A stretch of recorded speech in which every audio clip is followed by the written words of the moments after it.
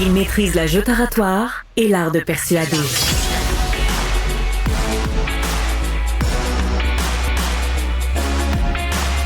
Alexandre Dubé. Au cœur d'une tourmente depuis la démission de la co-porte-parole féminine de Québec solidaire, Gabriel Nadeau-Dubois était de retour à l'Assemblée nationale et il a fait une sortie, une proposition de revoir de fond en comble le programme de Québec solidaire. Veut que la formation politique qu'il représente soit plus pragmatique et qu'elle devienne un parti de gouvernement. Amir Kadir est ex-co-porte-parole de Québec solidaire. Bonjour, M. Kadir, merci d'être là.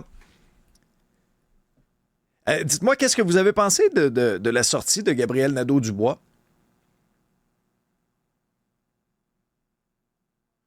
Oh, M. Kadir, moi, je vous entends pas. Est-ce que vous m'entendez bien maintenant? Ah oui, là, maintenant, je vous entends bien. On libère votre parole. Quelqu'un avait voulu me museler, enlever mon droit de parole. Je vous jure que c'est pas moi. Oui. Alors, d'abord, il faut dire que pour un jeune, parce que Gabriel a à peine un peu au-dessus de 30 ans, c'est vraiment une grande tourmente, puis il s'en est bien sorti avec beaucoup de bagou, avec force. Pour un vieux routier comme moi, il faut reconnaître. Maintenant, j'espère que les gens ont quand même retenu aussi qu'il a reconnu qu'une partie des problèmes relevaient de lui, même si ça a pris une place secondaire. Il n'a pas nié qu'il y a un certain nombre de choses qui relèvent de sa personne. Vincent Marissal, par exemple, son collègue, parle de, disons, des améliorations sur le plan de sa gestion, disons, de l'équipe. Ensuite, on entend souvent, lorsqu'on écoute des gens, qu'il faudrait qu'il élargisse son cercle d'écoute, que l'approche avec nos équipes, qu'on soit plus bienveillant alentour de nos personnes, de nos équipes. Faut qu'on fasse attention avec une approche que je dirais féministe, bienveillante, comme il se doit. Mais en clair, là, est-ce que c'est sa petite... Oui. Monsieur Kadir, ce que j'allais dire, est-ce qu'en clair, ce qu'on dit, c'est est-ce que c'est une petite clique qui gère Québec solidaire autour de Gabriel Nadeau-Dubois?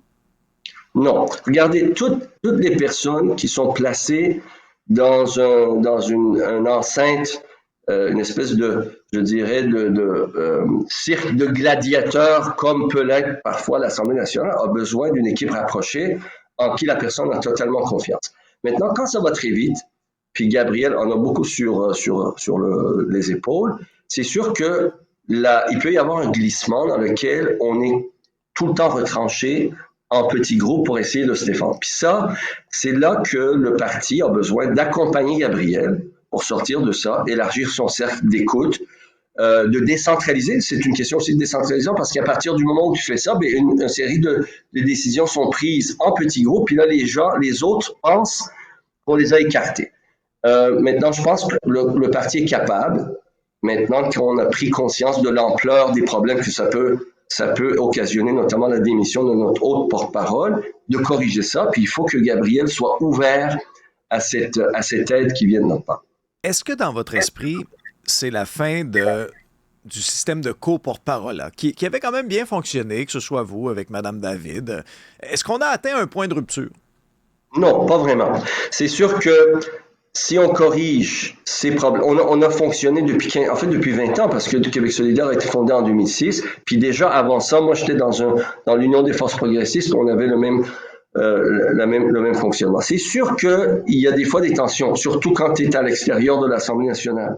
Puis en plus, Émilise était vivant à Rouyn-Noranda, ça rendrait les choses encore plus compliquées, sa présence plus difficile à assurer. Et donc, comme l'Assemblée nationale, ça va très vite, je ne sais pas si vous y avez déjà été, mais pour tous vos collègues qui vivent à la cadence de l'Assemblée nationale, on peut être vite dépassé si on est à l'extérieur de l'Assemblée nationale. Donc, c'est sûr que c'est une tension qu'il faut régler. Puis, comme Gabriel, comme je vous dis, on demande à Gabriel en même temps de percer dans les médias, de faire en sorte que Québec solidaire perce dans les médias, ne se laisse pas dépasser. Donc, il a beaucoup de mandats à accomplir. Et puis, avec Québec solidaire, qui a eu des changements aussi au niveau de sa direction, la directrice générale a changé, la présidente du parti a changé. Tous ces changements en même temps ont fait que, je pense, on a un peu échappé dans la mesure où on n'a pas assuré un bon équilibre pour que notre nouvelle porte-parole puisse avoir toute la place, toutes les ressources. Mais ça, c'est un phénomène passager. Puis il faut que Gabriel, comme tout le monde, on se ramasse puis on trouve une solution à ça. Mais quand je le cite, puis quand je l'entendais dire que sa formation doit devenir un parti de gouvernement, c'est pas déjà le cas? Je suis d'accord. Chez Québec solidaire, vous, là, vous souhaitiez être au gouvernement quand vous étiez là. M. Kadir, corrigez-moi si je me trompe, là, mais c'est pour ça que vous étiez là. Oui, parfois les commentateurs, disons, analysent ce qui est dit, disons, suivant leur propre grille de signification. Par exemple, quand Gabriel ou moi, on dit il faut qu'on soit pragmatique, il faut qu'on soit lucide, tout de suite, on y voit une équation avec le manifeste pour un Québec lucide de Lucien Bouchard, qui est une espèce de fatalisme. Or, lucidité et fatalisme, c'est pas pareil. Depuis notre fondation, des gens comme Françoise David, François Saillant, moi-même, plein de monde, ceux qui ont fondé Québec solidaire à sa fondation, on était justement des gens très pragmatiques et conscients que s'il fallait changer les choses, il faut prendre le pouvoir. Donc, c'est pour ça qu'on est là, c'est pour ça qu'on a déployé autant d'énergie. On n'est pas là juste pour une parade. Sauf que la question qu'on se pose, parce qu'il y a eu des exemples dans l'histoire, lointaine, mettons Bob Rae qui est arrivé au pouvoir en Ontario, puis là, ça a fait patate, mettons pour résumer les choses, ou encore Syriza, le gouvernement grec en 2015 qui a pris le pouvoir, portait beaucoup d'espoir d'aider le peuple grec à échapper à, je dirais, au diktat des marchés financiers, puis à les libérer du joug de ces prêteurs internationaux et des dictats de l'Europe. Or, ça n'a pas été possible. Pourquoi? Parce que les conditions dans lesquelles ils sont arrivés au pouvoir n'étaient pas réunies, c'est-à-dire il n'y avait pas une mobilisation sociale, il n'y avait pas une force dans la société pour les appuyer. D'où la question, d'où tout notre questionnement. Quelle est la part disons, de nos ressources qu'on consacre à l'Assemblée nationale? C'est ce qu'on a fait depuis 15 ans. On a complètement concentré tous nos efforts au travail parlementaire. Est-ce qu'il ne faudrait pas qu'on soit un peu plus présent dans les batailles de rue, dans ce qui se passe dans la société, plutôt que d'être là à 100% tout le temps à l'Assemblée nationale, nos députés consacrer une partie de leur énergie pour être à l'avant-front, avec les écologistes, avec les maires au front, avec ceux qui luttent pour le logement social, toute une série de choses qui sont déjà en train d'être faites, mais qu'il faut accentuer pour que notre message passe. Quand on regarde les 3 grands chantiers qui sont proposés par Gabriel Nadeau-Dubois, on parle, nouvelle proposition pour le parti, le programme de Québec solidaire, le revoir et la structure de Québec solidaire sera revue. Comment ça va être? Vous avez de l'expérience, là, vous avez le pouls avec les militants. Comment ça va être reçu par les militants? Là, il y aura un rassemblement solidaire en mai. Est-ce que Gabriel Nadeau-Dubois joue son avenir politique sur ces propositions-là? J'espère que non. En fait, c'est une perception que je trouve malheureuse que de penser que Gabriel, en fait, met sa tête sur le billet. On n'a pas besoin de ça parce que je pense pas que Gabriel soit en faveur qu'on dilue notre message, qu'on occupe le centre mou de l'échiquier politique, parce que s'il faut faire ça, ça ne vaut pas la peine. Il y a d'autres partis qui sont des partis de réforme, qui sont capables de faire ça. Le PQ, c'est un parti de réforme. Le Parti libéral du Canada de Justin Trudeau aussi, c'est un parti de réforme. Or, nous, on pense que des petites réformettes, c'est pas suffisant. Il y a des urgences qui s'appellent la guerre, le dérèglement climatique, la croissance des inégalités qui ont des conséquences majeures à toutes les échelles. En fait, le problème, par exemple, de l'immigration, des réfugiés qui nous arrivent en masse, c'est le reflet des inégalités croissantes dans le monde et des dérèglements. La guerre, je vous en ai parlé, et pour corriger tout ça, il suffit pas juste de faire des petites réformettes à la marge, il faut des changements importants, puis je pense que Gabriel est tout aussi persuadé qu'il nous faut ça. Donc ça veut dire qu'à l'intérieur du parti, on ne peut pas remettre en question ces éléments-là. Bien sûr, notre programme est peut-être trop lourd. Et là, quand il dit se centrer sur certains éléments, il veut dire qu'on se concentre sur des priorités. Je suis d'accord avec ça.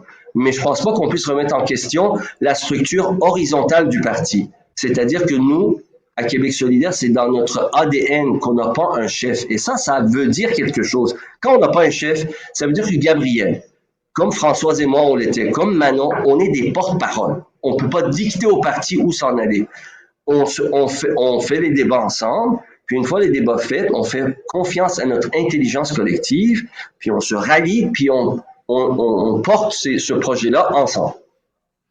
M. Kadir, je veux vous entendre aussi sur une question qui est importante, le campement qui se passe à McGill depuis quelques jours déjà. Vous avez vu comme moi cette demande d'injonction qui a été rejetée.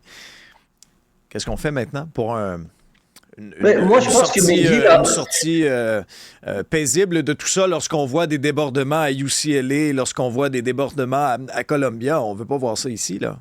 À UCLA, le débordement, si on a été attentifs, j'espère vos auditeurs aussi, c'est des jusqu'au-boutistes et des fanatiques pro-israéliens pour qui toute critique d'Israël, c'est de l'antisémitisme. En fait, si on les écoute, moi, là, je serais un islamophobe parce que je critique depuis 40 ans le gouvernement théocratique en Iran. C'est comme si je serais anti-iranien parce que je critique son pouvoir. Et c'est ce que disent ces gens-là. Il y a un certain lobby qui veut nous faire croire que critiquer Israël, demander la fin du génocide, c'est de l'antisémitisme. Or, ce que demandent les étudiants, puis je pense que McGill commence à ouvrir le jeu, ils disent, écoutez, là, on ne veut pas que l'argent de dotation de McGill, 1,2 milliard, il y en a 60 millions qui sont investis dans des business en Israël qui profitent de la guerre, qui profitent des malheurs du peuple palestinien. On veut que cet argent-là soit enlevé, comme on l'a fait pour le tabac, comme on l'a fait pour un tas de choses dans le passé. Pour l'apartheid, on a fait la même chose. On a dit, on ne veut pas que l'argent de nos universités, de nos administrations publiques, fasse du profit sur le dos de gens qui subissent des injustices qui sont inacceptables. C'est tout ce que demandent les étudiants. Puis j'ai entendu ce matin que McGill est prêt à débattre. Donc, McGill le dit ouvertement, pas juste qu'on veut vous entendre, pour dire que c'est légitime de demander qu'on revoie notre politique. De la même manière qu'on a retiré, McGill là, a retiré ses billes des énergies fossiles, a dit, oui, on est d'accord, on est rendu à un point où c'est inacceptable que McGill investisse dans des business qui profitent des énergies fossiles. Mais si on trouve que c'est inacceptable d'investir dans les énergies fossiles, c'est inacceptable d'investir dans des colonies qui sont illégales aux yeux de l'ONU puis aux yeux du Canada, puis en plus, qui permettent au génocide de se perpétrer, au nettoyage ethnique d'avoir lieu. Mais M. Kadir, lorsqu'on voit des vidéos là, où des gens scandent retourner en Europe, tous les sionistes sont des racistes, ça n'en est pas des débordements, ça? Ben, le sionisme contient du racisme, ça c'est évident. Le sionisme, là, consiste à dire faut qu'on retourne dans une terre que la Bible ou le Torah nous a promis il y a 2000 ans, puis tous ceux qui ne sont pas juifs n'ont pas le droit. Ben, ça, c'est du racisme, tout le monde le reconnaît, même l'ONU l'a reconnu en 1967. Le projet sioniste contient un élément ethnique centré sur une ethnie puis un nationalisme étroit qui donne des droits en vertu du fait que tu es juif et qui enlève des droits en vertu du fait que tu n'es pas juif. Ben, suivant les définitions modernes du racisme, c'est du racisme. Donc, dire que le sionisme est un racisme, c'est un débat politique. On peut ne pas être d'accord, mais c'est pas de l'antisémitisme. De la même manière que quand je dis la l'islam au pouvoir, ça occasionne presque un génocide, c'est-à-dire l'enlèvement des droits d'existence à la moitié du peuple iranien. C'est pas du racisme contre les Iraniens, c'est pas de l'islamophobie, c'est juste traduire une réalité. Et le débat, c'est pas que quelques étudiants se sentent mal à l'aise parce qu'on dit que le sionisme est une forme de racisme. Le débat, c'est qu'il y a un génocide, puis McGill, avec son investissement, fait du profit sur le malheur des Palestiniens dans des territoires illégalement occupés suivant les décisions de l'ONU et du Canada. Donc, il faut y voir. Ça, c'est beaucoup plus important que mon malaise personnel. Amir Kadir, co-porte-parole de Québec solidaire, merci pour votre point de vue.